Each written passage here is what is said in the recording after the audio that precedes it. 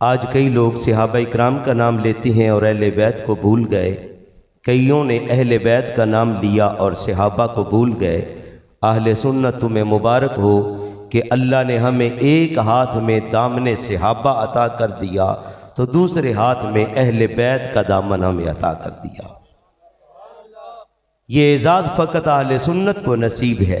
कईयों ने सहाबा का नाम लिया तो अहले बैत के बारे में अजीब तरह का उनका ख्याल, और कईयों ने अहले बैत का नाम लिया तो सहाबा के बारे में उनके ख्यालात दुरुस्त नहीं हैं।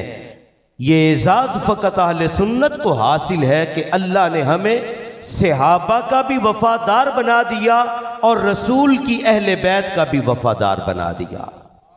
अब सहाबा और अहले बैत का आपस में प्यार क्या था? किताब का नाम रियाज़ुन नदरा है। नबी रहमत सल्लल्लाहु अलैहि वसल्लम को इस दुनिया से गए हुए, इस दुनिया से ज़ाहिरी तौर पर विसाल किए हुए 6 साल का अरसा गुजरा था। अब मस्जिद में दाखिल होने के लिए मस्जिद के दरवाजे पे अबू बकर सिद्दीक थे और साथ मौला अली थे। अबू बकर सिद्दीक ने कहा, अली आप पहले अंदर दाखिल हो जाएं, और अली शेर खुदा ने अबू बकर सिद्दीक से कहा कि आप पहले अंदर दाखिल हो जाएं। अब क्या हुआ? अबू बकर सिद्दीक ने कहा, ऐ अली मैं पहले कैसे दाखिल हो सकता हूं? मैंने आका मोहम्मदुर रसूलुल्लाह से सुना कि अली का मकाम ऐसे है जैसे अल्लाह के यहाँ मेरा मकाम है। तो जब अबू बकर सिद्दीक ने ये बात कही तो अली उल मुर्तज़ा शेर खुदा ने कहा, अबू बकर बात तुम्हारी भी ठीक है, लेकिन मैंने रसूलुल्लाह से सुना था कि अबू बकर की ये शान है कि इसने उस वक्त मेरी तस्दीक की जब लोगों ने मेरी तकज़ीब की थी। अबू बकर ने उस वक्त मुझे सच्चा कहा था। ऐ अबू बकर मकाम तो तेरा भी बड़ा है। अब दोनों का प्यार क्या था? अबू बकर अली से कहते हैं कि पहले आप दाखिल हो, अली अबू बकर से कहते हैं पहले आप दाखिल हो। फिर क्या हुआ? दोनों ने एक दूसरे का हाथ थामा और मुस्कुराकर मस्जिद में दाखिल हो गए। आज लोगों ने इनके दरमियान बुग़्ज़ और हसद साबित करने पे तुले हुए, मगर सहाबा और अहले बैत का प्यार क्या था? हाँ हाँ, आप क्या समझे इस बात को?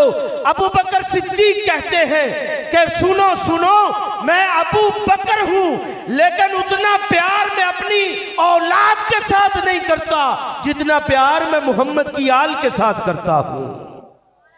कौन? अबू बकर सिद्दीक रदी अल्लाह तआला अन्हु। एक दफा यूं हुआ कि अबू बकर सिद्दीक रदी अल्लाह तआला अन्हु ने देखा कि जनाबे हसन खेल रहे थे। खेलते खेलते अबू बकर सिद्दीक की नजर इमाम हसन के ऊपर गई।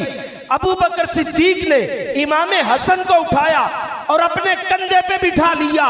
अब कंधे पे अबू बकर सिद्दीक ने बिठाया। ये है मोहब्बत का अंदाज अहले बैत और सहाबा का।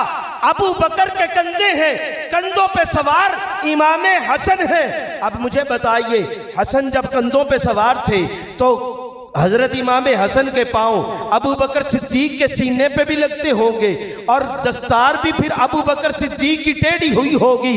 गोया के इमाम हसन के साथ प्यार करके अबू बकर ये पैगाम दे रहे हैं, लोगों सुनो, मैंने अपनी औलाद से भी प्यार किया है, लेकिन अपनी औलाद से बढ़कर अगर किसी से प्यार किया है तो वो मोहम्मद की आल है।